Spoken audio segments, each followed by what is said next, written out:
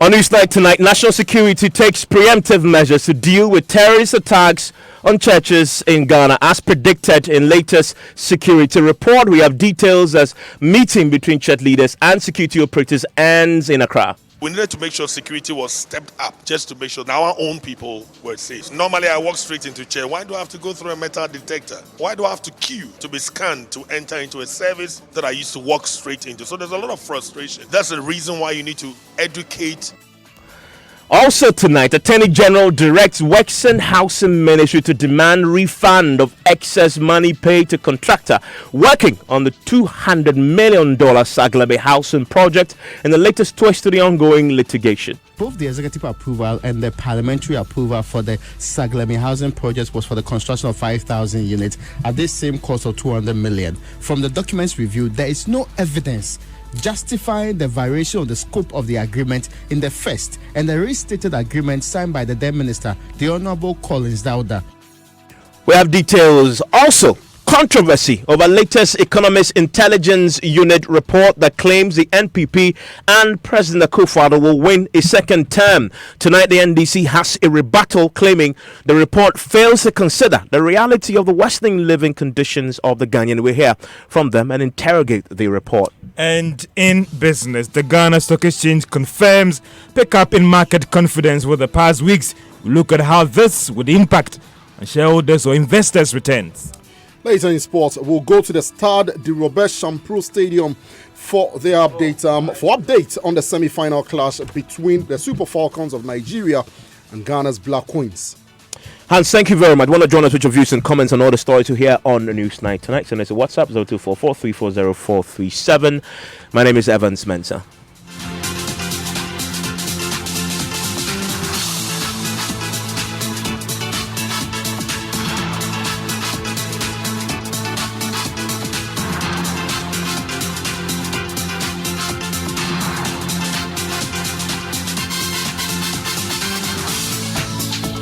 And we start with the controversy over the latest Economic Intelligence Unit report that predicts that the NPP and President Akufo-Addo will win a second term come 2020 next year. Now, the NDC has a rebuttal. They have a statement out tonight that is directly dealing with the substance of the report that was issued by the Economic Intelligence Unit. They say the report's conclusions are wrong and does not take into consideration your living condition. And that's why they believe that Akufo-Addo will be rejected come next year. Well, my colleague Malik Dabu joins me as we go through this and analyze what has been said in that report. We'll also speak to the NDC and hear from academia as well. They've been doing their own polling on who is likely to win next year's general elections. Now, Malik, the party says that, I'm talking about the NDC, they say they welcome the report, but they believe its conclusion that the MPP will win the 2020 election is wrong. Now, let's look at some of the specific areas. The EIU's prediction on the latest economic growth in Ghana is based on what they say growth driven predominantly by the oil and gas sector. Now, the NDC has a rebuttal to this. What is it? Yes, so for them, the NDC, the growth is due to the huge investment in Ghana's oil sector by the erstwhile Mahama administration. But they conclude that unlike some industrial jurisdictions, Ghana's current economic growth, which is largely oil-driven, does not reflect in the lives of many Ghanaians, and so it will have very little impact on the outcome of the polls. Now, the NDC contends that the key issue for the Ghanaian voter in 2020, that's next year, will be whether or not their living conditions have improved or deteriorated under the 4-year reign of President Akufo-Addo, and not based on oil-driven growth, which they cannot see or feel. Now, the fact is, according to the NDC, the economic reality of many Ghanaians continues to worsen under President Akufo-Addo. Over the last 2 years, they argue, the living conditions of the vast majority of Ghanaians have deteriorated due to a high, unbearable cost of living occasioned by steep increments in price of fuel, hefty taxes, and rising food and commodity prices, among others. The EIU's report, though, if you read it, also says, for example, that, quote, the Akufo-Addo and his MPP will see the country's economic situation generally improve. So this is a sharp contrast to what the NDC is saying here.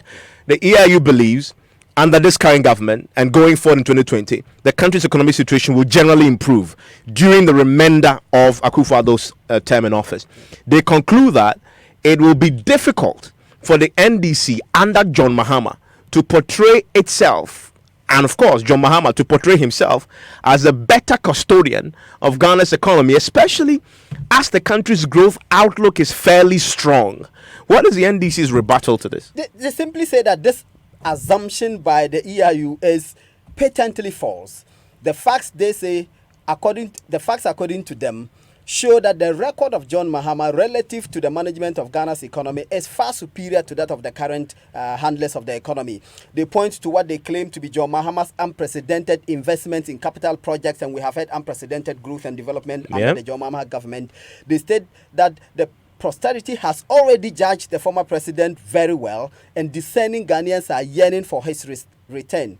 Through effective communication, they say, this story will be told, and we are optimistic, very optimistic, that Ghanaians will choose John Mahama over President Akufo-Addo in 2020. Well, I guess we'll see. But if you read the intelligence report also, it gives some hope to the NDC, how the NDC could possibly cause an upset in 2020. And it says that that if the NDC can present a coherent opposition and hold the MPP to account on unfulfilled campaign promises, particularly on job creation and industrialization, where, and again, this is the red code, where progress has been generally slow and success patchy, the election could be closely contested.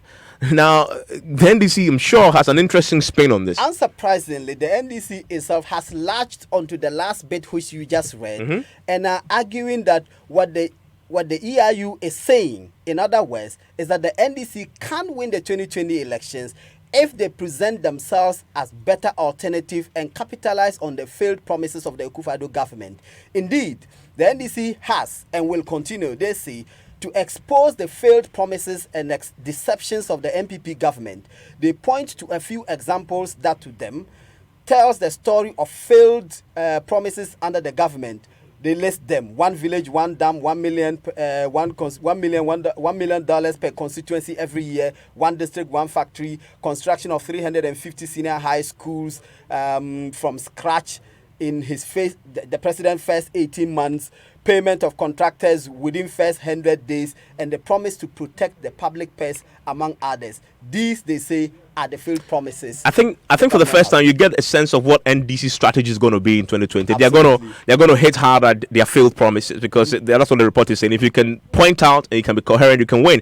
They throw a jab though at the president, spinning an aspect of the EIU report. Yes. So you can trust the NDC to do that, and this is what they say, and I'm quoting their statement. One thing that stood out in the report as the only notable achievement of President Akufo-Addo is his oversized government of 110 ministers, now 122, who continue to dissipate scarce resources of this country whilst offering very few opportunities to the masses. Okay, so the question is, did the EIU report exactly say that? And this is what it said relating to the 122 ministers. It said, quote, despite the trend of public appointments on the basis of party affiliation, which is one of the reasons for the oversized government team of over 110 ministers. So you see, the others is an addition that the NDC are. But we know, because of the additional regions that have been created, that figure had gone up. 6 new regions. Yeah.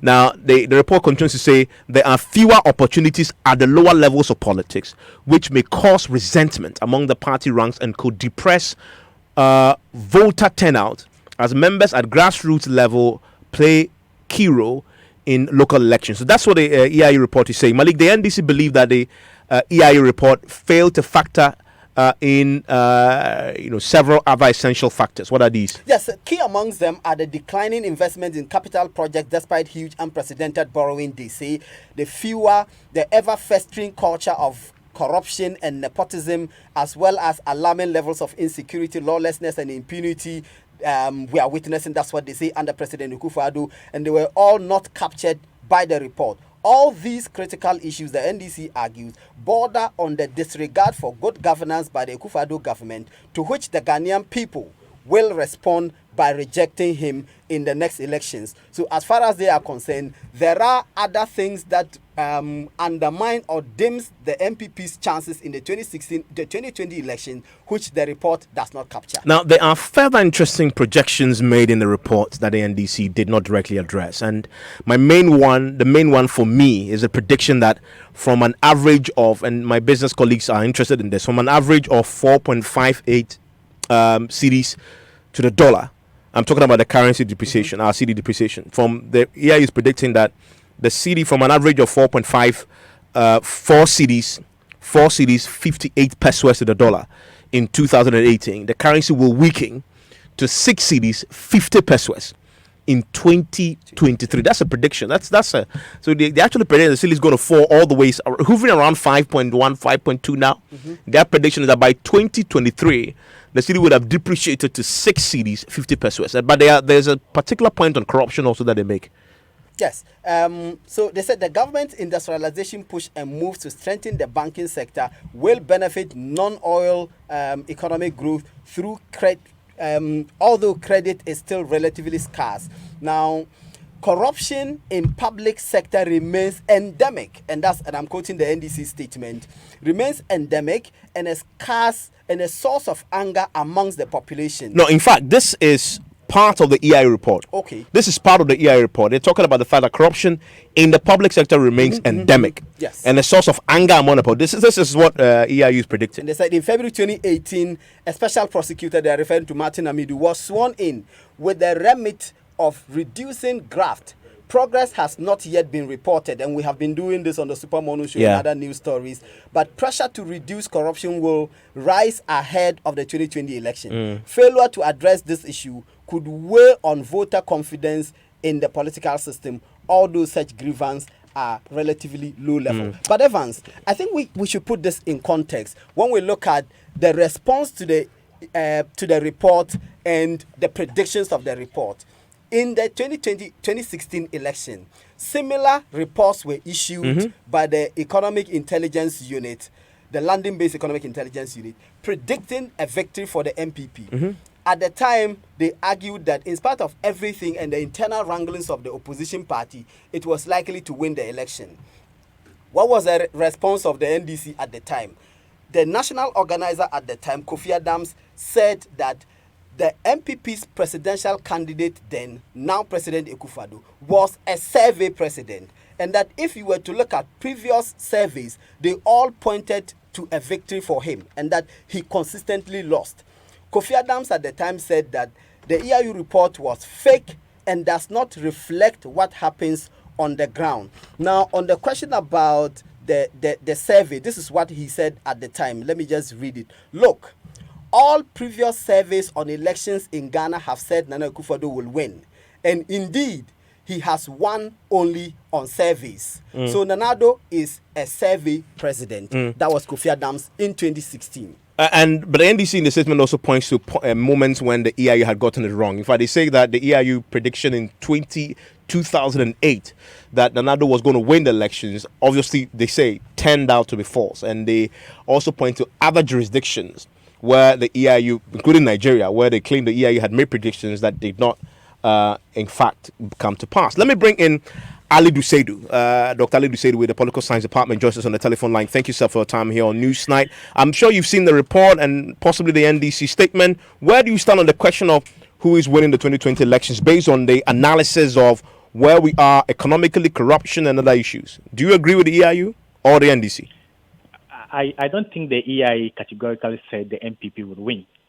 They have contextualized achievements, if sustained, can lead to victory. But they have also pointed out weaknesses. And if the opposition parties are able to capitalize on those weaknesses, it could be a highly contested race. So basically, it's about they have highlighted the economic performance of the MPP government as one of the major advantages. Yes, they are doing well in the economic sector, but economic growth is just a means to an end. It's not an end in itself. And if you read Professor Matthias Sen's book on development as freedom, he points to the fact that development is not just about economic growth, but it is about enhancing the freedom and life individuals. How do we recalibrate this economic growth to the everyday basic consumption ratio and then how people live? There's no gradually. It is building up, but it will take a long time for us to reflect into the pockets of the ordinary human beings. Now, if you go back into the survey, they have pointed out a lot of things. One, you've already discussed this with Malik about the economic section. They've pointed out the achievements that have been made so far, but they've also referred to the fact that credit is highly unavailable. And people need to be able to access credit to run private businesses, to do a lot of things, especially when the public employment rate is very low. The same report has also pointed out to high inflation rate. They say it will remain high in 2019, and the forecast is around 9.6. The same report also pointed out to our weakening and highly volatile city, and you've discussed that with Malik. So these are also issues, even under the economic performance, which is rated high. If you come to the political, they talk about relative stability. That is highly negative peaceful. So Ghana is negative peaceful based on the kind of stability they are talking about. But we still experience structural violence in terms of kidnappings, in terms of armed robbery, in terms of a lot of things. The report also talk about corruption. That corruption is still endemic, notwithstanding the fact that the office of the special prosecutor was established. It is not actually meeting people's expectations, and that can lead to apathy. It also talks about the fact that except political people who are close to political power who are able to be employed, there is still fewer opportunities at the lower levels of politics, which could also create apathy. It talks about the whole issue of industrialization and job creation, and a whole lot of areas that MPP still need to make improvement. So basically, if you look at it, it is not simple handing over victory to the MPP. It is highlighting areas that they have done well, and if they are able to sustain it up to 2020, it could be positive for them. But it has also highlighted areas that they are not doing well, and if the opposition can organize and present themselves as credible alternatives, they could cause an upset. And even now, up to 2020, Evans, there's still a whole lot of period. Something can happen, and the perceptions may change. Well, there's more than a year, and it's a sort of good lead. And a year for both the opposition and the APP, the NDC to do something. A year is a long time in politics. And very quickly, I know the political science department, I think somewhere last year, you came up with a report that in fact says Nana Addo will win the elections. However, if you look at the figures, it appears John Mahama will push him to a second round. Reading the EI report and knowing what your department had done, it's clear, from the analysis that Nana Addo is still firmly, as of now, firmly in the lead to win. Yes, it is the incumbent party in government. Sorry, it is the party in government, and usually parties in government usually have that kind of incumbent advantage because they have the power to authoritatively allocate resources and distribute benefits. So definitely, they've been able to achieve a lot, to be honest with you. But that is not everything. Development encompasses a lot. It's not just about economic growth. Economic growth is a means to an end, but it's not an end in itself. It's just like the economic growth is just like the engine of a car. That runs everything. But even if you have a good engine and you don't have tires, you can't move the car. So a lot of especially when you come to the issue of bread and butter, having monies in our pocket, it's very important. To what extent has this gargantuan economic growth translated into the very ordinary bread and butter issue? How do you think voters are answering that question today? Yeah, I think basically there've been a lot of, it's mixed. There've been a lot of gambling from the very ordinary people who are not able to afford credit, who are not able to make ends meet. But those at the top who are formulating these policies are seeing that the benefit will come later, not now. Okay. But most people are looking at it now. What is happening to me now is what is important. But what policymakers are also doing is that we are laying the foundation so that in the distant future, we can all live a better life. I'm grateful. I'm grateful that you joined us, Alidu Seidu. Just run out of time on this, but I'm super grateful that you share those thoughts with me. So the fundamental question goes to you, the voter. You've heard the EIU analysis. You've heard the NDC reaction to it. What's your own take? If you had to vote today, who will you vote for? I mean, this is not scientific. Some of you have already sharing your thoughts with us on WhatsApp. Keep them coming in 0244340437. A few of you share these with us on the streets. I think I would vote for the NDC and John Dramani Mahama. As one of those who campaigned vividly and voted for Nana Akufo-Addo in the last elections, I believe he has really failed us as Ghanaians. Businesses are collapsing, banks are collapsing because the economic situations in the country are nowhere near getting better. This is like getting caught between the rock and a hard place. I think I would vote for Nana Addo. Why? Because for me, I think that President Mahama, he allowed power to get into his head. I am quite disappointed with Nana Addo because I thought that for politicians with his kind of experience, I expected a lot more. Expectations were just too high. I feel that the performance of this current government is not any different from the previous one. It's still the same old same. But then I still would vote the NPP come 2020 because I would want them to continue from what or where they've started, So by that, at the end of their second tenure, we can probably judge them.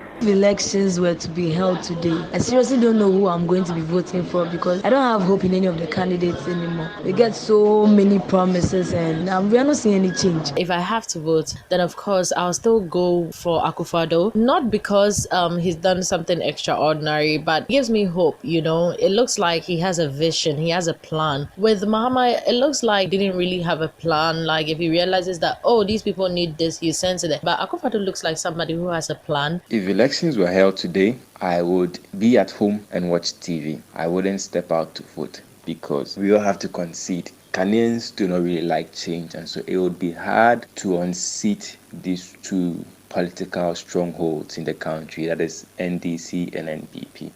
Well, that neutral voice, they're ending that. And I'm expecting to hear from you also on our WhatsApp console, 0244340437. I want to quickly return to our top story. This what we brought you 30 minutes ago. The revelation today at a press conference called by the Information Ministry that you remember the NDC issued a statement yesterday at which they questioned government for authorizing the importation of a large cache of arms that were initially seized by port officers at the Tema Port just this week. The NDC had asked this current government to place a moratorium on the importation of such arms, especially within the context of what they believe to be a worsening security situation with vigilantism and others on the rise. Well, the Information Ministry addressed a press conference today and produced documents to suggest that, in fact, those arms that the NDC had condemned and raised concerns about were authorized by themselves. And it was signed by James Agaga, the former Deputy Interior Minister. He was Deputy Interior Minister under the John Mahama administration. And he signed that particular document granting the authorization for the importation of the arms on the 5th of January, 2 days before the swearing in of Nana Addo Dankwa Akufo-Addo. And the Information Minister says it happened on their blind side because at that time they were in the process of finishing the transition issues and that never came to their attention. In fact, let me clarify that. Kojo Oponkrumah is Information Minister. He joins us on the line. Mr. Oponkrumah, thank you for your time here on Newsnight. Thank you, Evans. Good evening to your listeners. Just clarify that for me. So from what you put out on the 5th of January, when this permit was signed, this authorization was given and signed by Agaga, it wasn't raised at all with your side of the transition team, correct? No, it wasn't. And you recall that the NDC statement says that the government's decision to authorize this importation alarms the NDC. And for us as a government, we are rather alarmed by this sort of double standards because the authorization was signed by the Honorable James Agaga January 5, 2017 for 4,000 pieces of shotguns for this company. There are questions about really what the company does. I think I heard somebody talking about mining, etc. But even if it's a mining company, what would a mining company be doing with 4,000 pieces of shotguns as well? So as a matter of fact, that authorization was signed by the Honorable James Agaga on January 5, 2017. And we are not sure that he has forgotten this. We are not sure that the NDC administration in power at the time has forgotten this. So we are all surprised that while the government is doing the proper thing of ensuring that the necessary protocols are followed and that these arms don't get into the hands of unauthorized persons, the very people who signed this will turn around and say, but why didn't you revoke it? Or why didn't you do something about it? Or even pretend in the first instance until we brought this out that this authorization was signed by the Akufo-Addo administration. It was not an authorization from the Akufo-Addo administration. It was signed by the Mahama administration under the signature of James Agalga. We are rather the ones who are taking steps to ensure that the necessary protocols are complied with. And we will encourage our colleagues on the other side not to necessarily try to be politically mischievous with everything that goes on in this country. We just spoke to James Agalga, who of course whose name you mentioned and whose signature is attached to this particular document, a copy of which I have here because it was produced at the news conference. His point is that one, he doesn't recollect signing this particular document. However, he concedes that Yatco is known to the NDC administration because at the ministry, when he was there, Yatco was operating in this industry already and they had permits to operate. However, his fundamental point is the letter that was produced today. He says, and I want to quote it, it says it was directed at the Director General CID, Ghana Police Service, and part of it reads that the purpose of this note is to request you to issue the company with the import permit. This permit is not transferable. This permit does not require the authorization of ECOWAS. His point is, it was simply a request to the CID on the 5th of January, and that actual permit was given under your administration and not his. That would be a joke. And let me tell you why. Read paragraph 2 of the letter. It says, permission is hereby granted to MS Yatco to import the underlisted explosives and accessories for the use of their clients, who are all engaged in mining and quarry sectors. And there's an inquiry going on currently, by the way, what a mining company requires 4,000 pieces of shotguns for. That's a different matter. Now, this is the authorization. This is the permission that is given for it. What the police will do is a ministerial function, because having received this instruction, and you may want to ask the Honorable James Agalga, when in history the police has had basis to refuse when permission has been given by the Minister for the Interior that issued this permit to X and Y person. He may also want to tell us why this permit, unlike all the other permits, does not have an expiry date. Because indeed, many of these permits have an expiry date. This permit appears on the face a bit irregular. Does not have an expiry date. This is his answer to that. Not correct. He has an answer to that. Correct. He has an answer to that last question you asked. He says that the permit, the authorization they gave, should have expired after a year. Should have. That's what he says to me on top. That is why it is stated on all of the other ones. It's curious why he didn't state that on this one. And if he says that he doesn't recollect, we can refresh his memory with copies of all of the ones that he signed. I think that we should be clear and firm with the facts when we're having these discussions. First of all, it is not true that the Akufo-Addo administration has issued an authorization. That authorization was issued under the signature of James Agalga, and that is what these persons used as the basis for their importation. But what we have done as a state, as a responsible administration, is to ensure that the necessary protocols are followed, the consignment duly inspected, delivered at a designated storage area, and to make sure that it doesn't get into the hands of unauthorized persons. Also, as I speak to you, there's a broader inquiry to understand how many of these permits are out there and how many persons have already, done their imports in accordance with these permits, some of which were signed, a good number of which were signed by the Honorable James Agalga and the NDC administration. And when we are done with that, we'll update the country accordingly.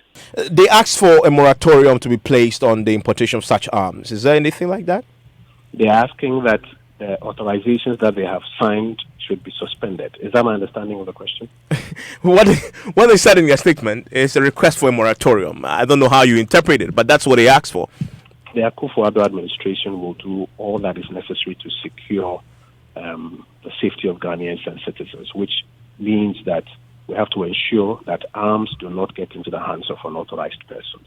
And we will do so just as we have started already. But he who comes to equity must come with clean hands.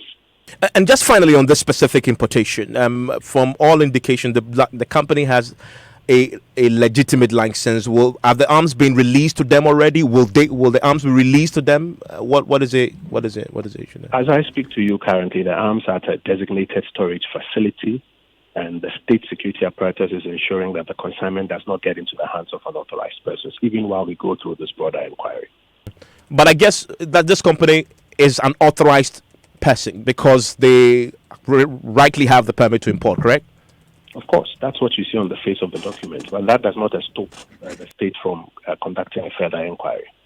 And that's Information Minister Kojo Ponkrumah there, clarifying a few issues with the importation of the arms that has become such a topical issue that the NDC raised yesterday in a statement. I want to stay with us because when we return, we'll bring you the latest, as we have it from the document we've secured from the Attorney General's Department that directs the Works and Housing Ministry to demand refund of excess money paid to contractor working on the $200 million Saglame housing project in the latest twist to the ongoing tussle between this government and the former over the state of that affordable housing project. George Wiafe has the latest on the world of business. George.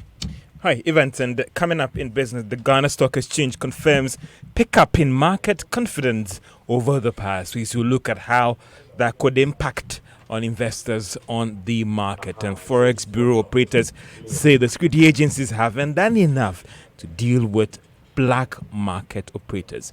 The business news on Newsnight is brought to you by MTN Business. Welcome to the new world of business. Kingdom Books and Stationery, your number one-stop shop for all your office essentials. And also it's brought to you by First Bank. We are the bank that understands your business. Game over. Oh no, I lost again. Mommy, can you please buy me some coins for my game from Play Store? Please. Kojo, how? I don't even have a debit card. Hey, Mommy, don't you know you don't need a debit card to buy on Play Store? You can pay with MTN Momo. Can I? Yes. Hey, Kojo, how do you know? Mommy, everybody's talking about it at school. Really? You can now use MTN Momo to buy your favorite apps and games on Play Store. First, choose the app or game you want and select the MTN Momo option to pay. It's that simple. Yes, I did it. Mommy, I won. We day for you, everywhere you go.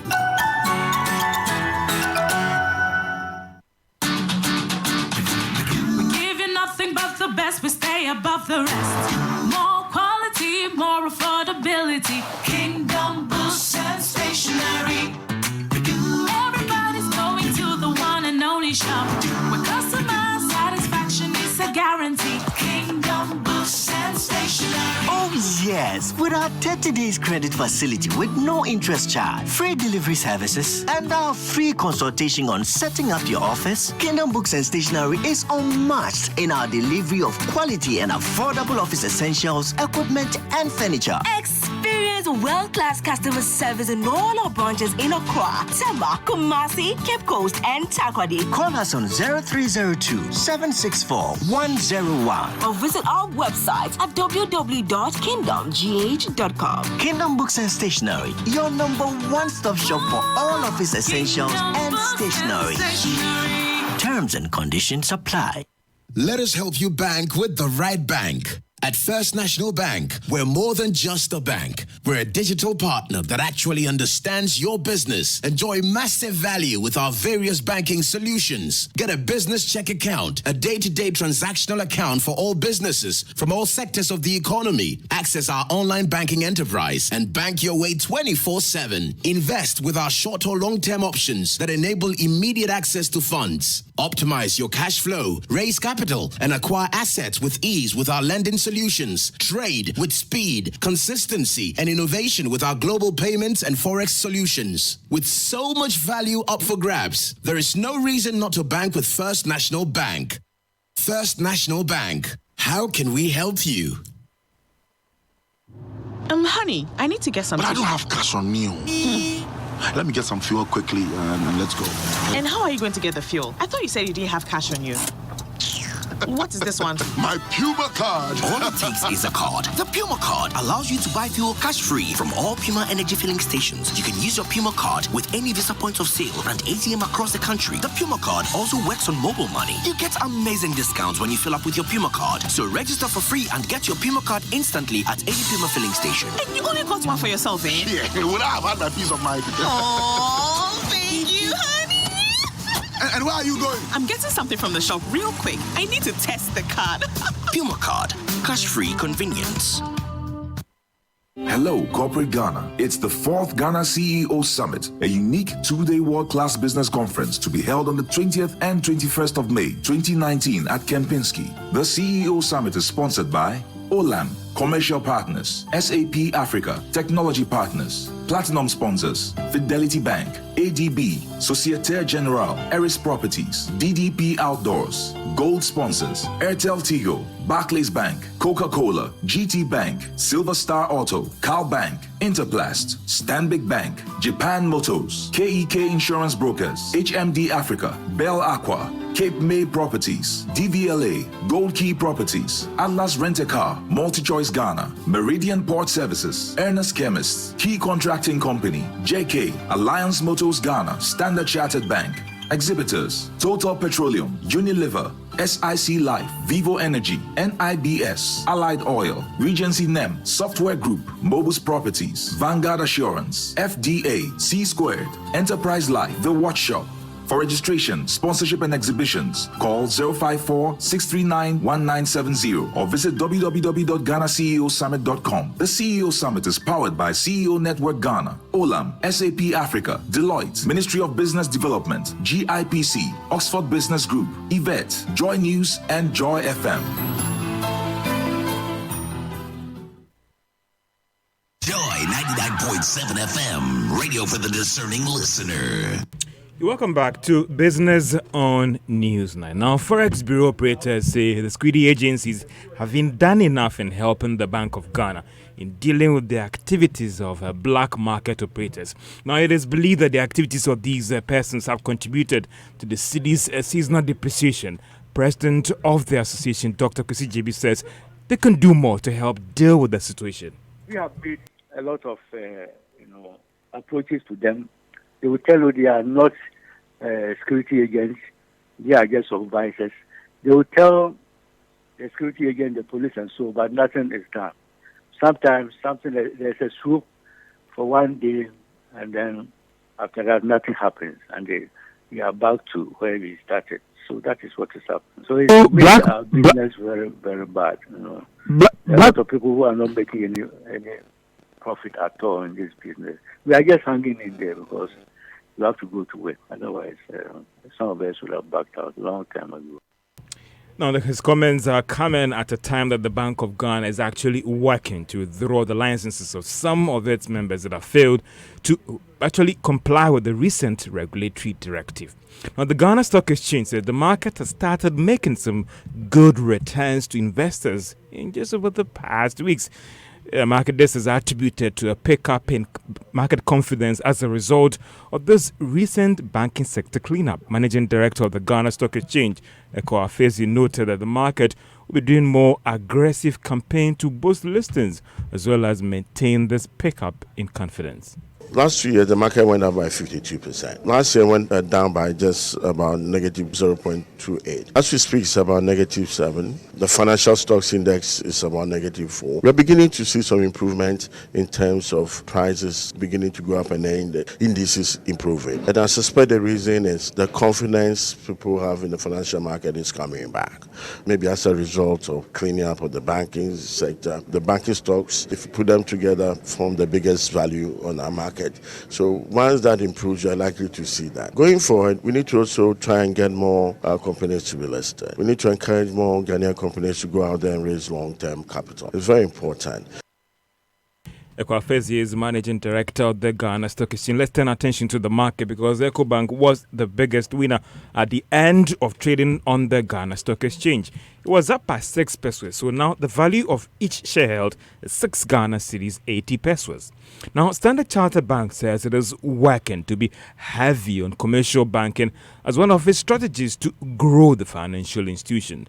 According to the bank, it sees this area as a fast-growing sector that could possibly impact on its bottom line. Now, visiting head of Group Commercial Banking, that is Ad Gassen, has been speaking to Joy Business. I see commercial banking becoming a very meaningful contributor to the overall bank and in the bank's overall performance in Ghana, primarily because of the fact the focus remains on cash, trade and foreign exchange, which are high returning products. And we also facilitate cross-border activities for our customers when they want to venture into, say, Middle East or India or Africa or China or Singapore or Hong Kong. Very few banks can provide the connectivity what we can, and we provide this connectivity in a very seamless manner because of the coverage and the network what we have.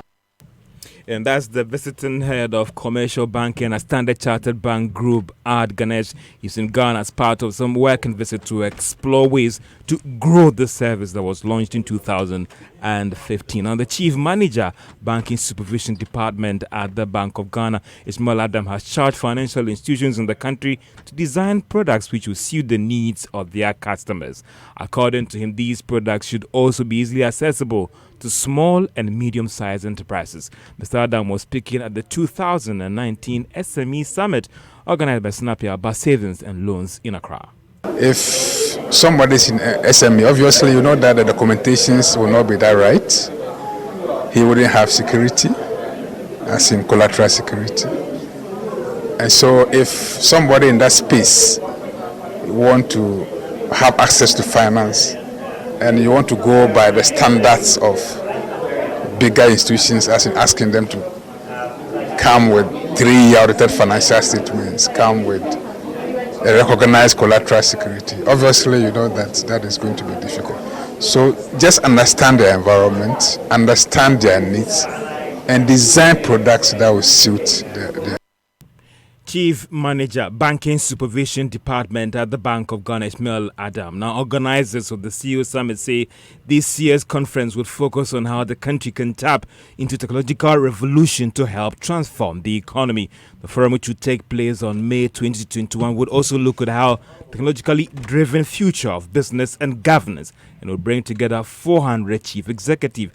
Let's hear from Ernest Jigraft Ejiri, who's actually been speaking to us and saying that the current developments on the market support this area of focus. We have a panel that is going to address how to radically transform your businesses. And mostly in Ghana, businesses do not travel after the life of the owners. That's one. Two, most Ghanaian businesses don't go multinational. Sometimes there are opportunities outside Ghana, in Nigeria, in Burkina Faso, but you still find, I don't know if it's a mindset or cultural thing. And that's the chief executive of the CEOs Network, that is Ernest de Graft G, speaking to us as about the upcoming CEOs Network Forum Conference. And that's all for business on Newsnight. George, thank you very much. A few of the messages on our WhatsApp console, on the questions we've been asking, the stories we've been listening to. Papa Ansa in Tema says, good evening, boss. I wish both parties lose the election on election day because the two of them are deceiving Ghanaians. MPP is better than NDC, though. We don't have any party that can match them. God save us. Daniel from Ho says, I will vote for Nana Addo in the upcoming elections. Evans, I voted during the referendum in some areas back, and I also took part in all the elections held in the country till today. But Evans, always like this. Party A would say this and Party B will say that. In all, I don't trust any of them. God help Ghana. He says, Brasty says, the report is excellent, and MPP all the way come 2020. Agaga signing this document, I don't understand. Does it take so long to import pieces, arms, and ammo? Well, he says, he's asking the question. Kojo Nyugbawe says, Evans, are we not deepening the politicization of everything in Ghana? So Agaga issues an authorization in 2017. In 2019, external risk factors change. What is out of place when the ruling government is cautioned to take some preventive measures? This one says, Evans, you have allowed Kojo Oponkroma to mislead you. The company Yatco has been in business of the arm importation for more than 25 years. If he doesn't understand, he should ask. And more of you are talking about the elections. It says, if elections was held today, I would look anywhere. I will look anywhere further than to go back to John Mahama to continue his good works, all because I'm so disappointed in the current president and his elephant-sized government. Frederick in Kumasi says, I voted MPP, but for their failed plenty promises. For example, fuel prices was 14 but now 28th cedis. Evans, please call Dr. Baumia for me to answer this. I beg you. I'm John Ahiable there. Thank you for your messages on our WhatsApp console and the many stories we've had so far. Now, I want to take you to the Attorney General's department, because I'm sure you heard about the Saglame housing project and the controversy that surrounded it. Well, the Attorney General has an advice that has been issued, and we've secured a copy of that I want to share with you shortly.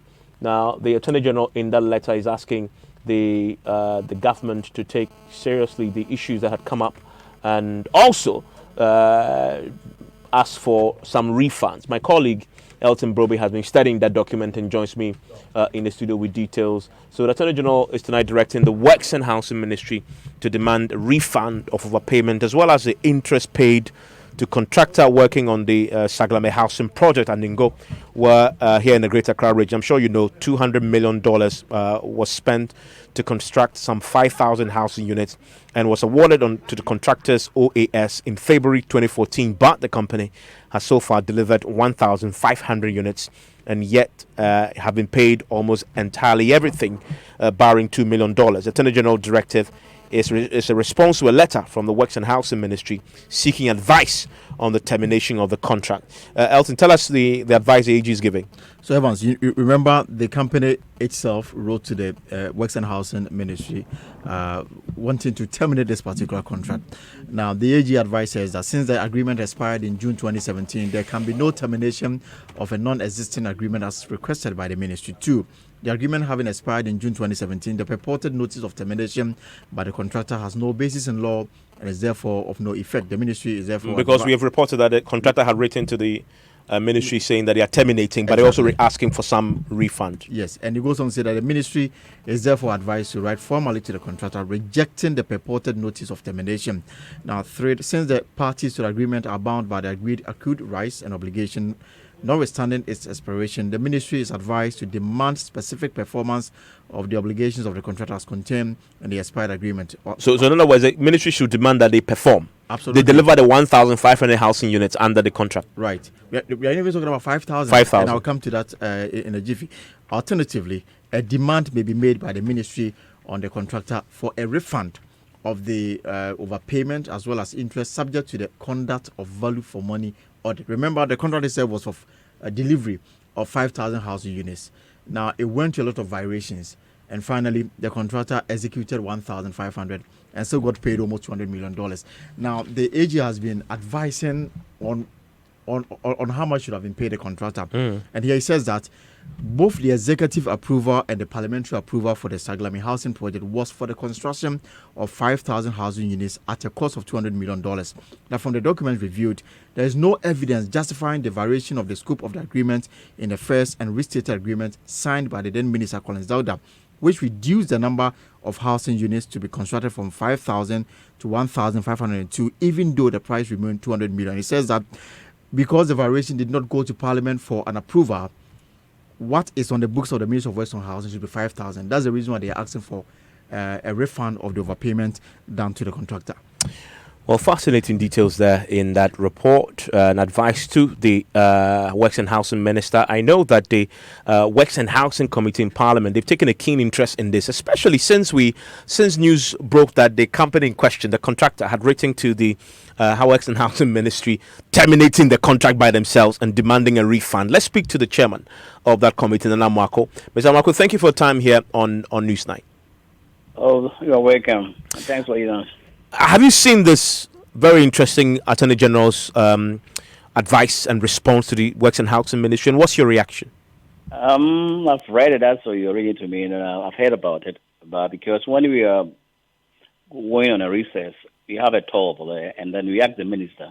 So the answer was given he has given the whole documentation to the AG office for them to give him advice, and I think I'm glad the advice has come the way that for good for Ghana.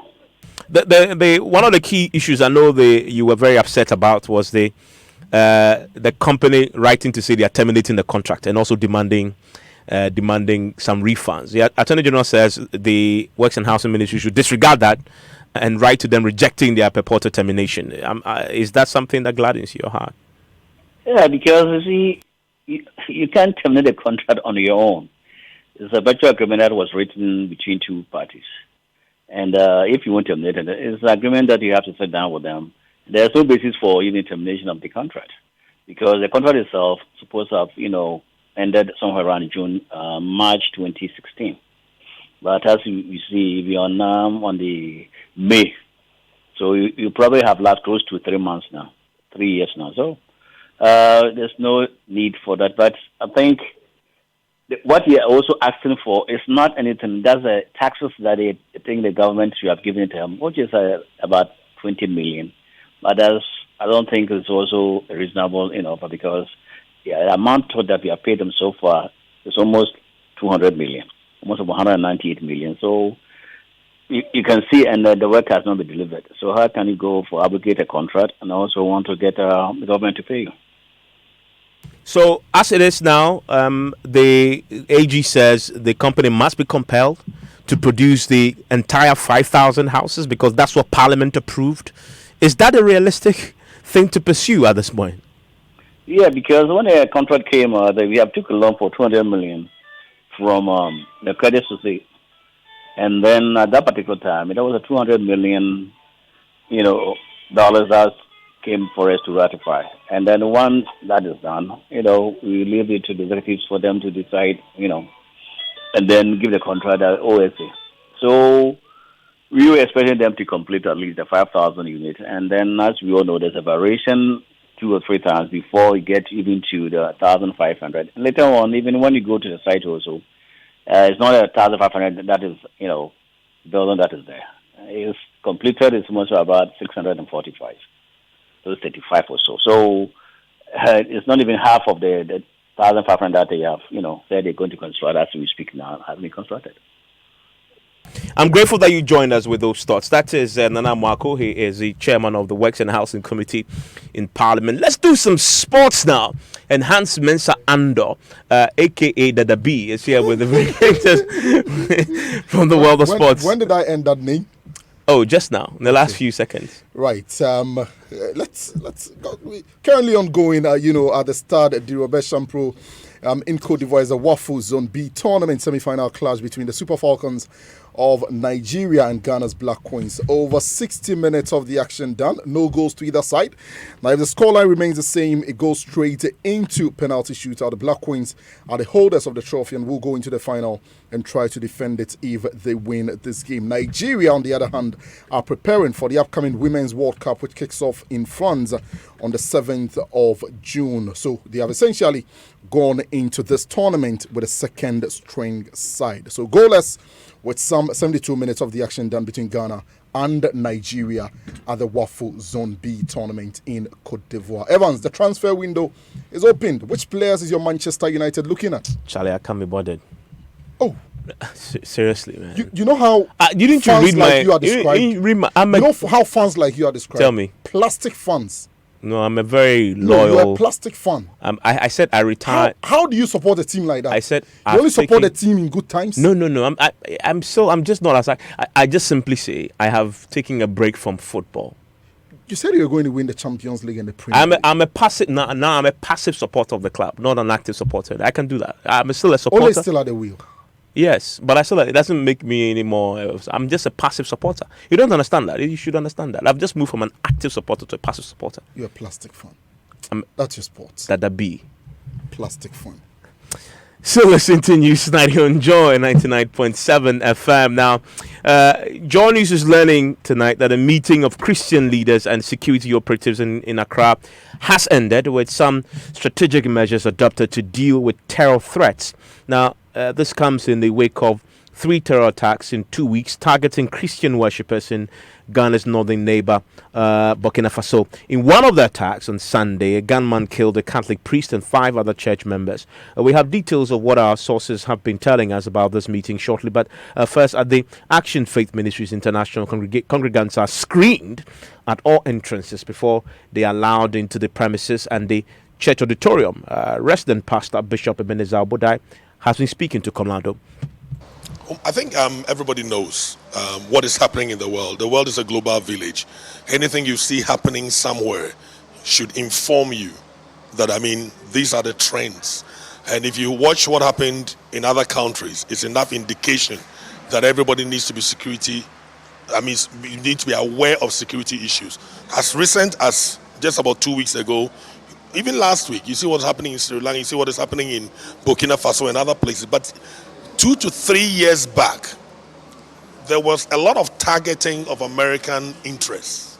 If you remember, hotels even in Kenya, etc., were bombed, etc. So those things prompted us, because we were hosting an international conference with Bishop T.D. Jakes coming in from the States. And because of that, you needed to be aware that, I mean, any program like that that exposes international community to the general public is something you need to take seriously. So we needed to make sure security was stepped up, just to make sure those who were coming were safe and our own people were safe. So that's what necessitated it. Okay, and I imagine that you and the congregants have been having an interaction to sensitize them about how these processes work. How have they been taking it so far? Oh, initially it's a little, anything that is different and anything that is new comes with its own challenges. Normally I walk straight into chair. Why do I have to go through a metal detector? Why do I have to queue to be scanned to enter into a service that I used to walk straight into? So there's a lot of frustration, so that's the reason why you need to educate in advance. When people know you're doing things for their own good, then they warm up. Well, as we've been reporting, the church leaders have met our security chiefs today, and we are learning a few things from that meeting. We understand some mapping has been done by security and intelligence agencies. Target locations have been identified, and deployments are being made to such areas, especially areas at Ghana's border towns. Of course, national security cannot deploy men to all churches in the country, so there is a discussion to identify those with large number of congregants for attention. But other public places as well, like malls, schools, and recreational centers, are expected to have some security surveillance as well. Now, all of these and more were discussed in this meeting, but we also told representatives of the churches who were at this meeting will hold a briefing at midday tomorrow, and then issue a public statement on same. We will be following up closely on this and bring you the updates as and when we have them. And that's it for Newsnight tonight. Enjoy the rest of your evening. My name is Evan Spencer.